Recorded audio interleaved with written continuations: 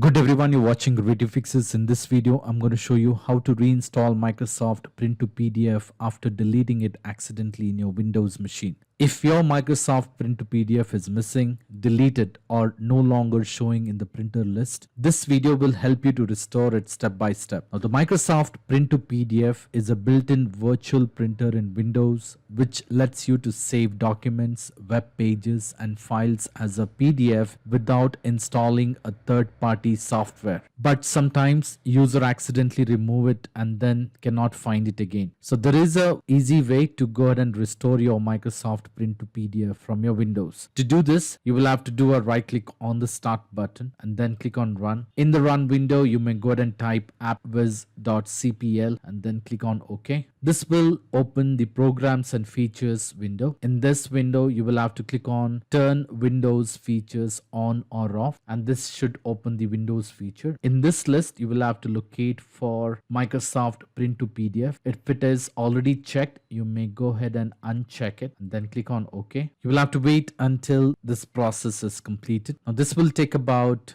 2 to 5 minutes depending on the speed of the computer. Once this is completed, you may click on close and then click on turn Windows feature on or off again. In this window, you will have to go ahead and check the box which says Microsoft Print to PDF and then click on OK. Wait for this process to complete. Once the process is complete, you may try to open the Word or any document and use Control P option. With this, you should be able to see Microsoft Print to PDF in your computer. So this is how you can go ahead and reinstall Microsoft Print to PDF on your computer. I hope this video was useful. In case if you like this video, please make sure to hit the like button and do not forget to subscribe to my channel.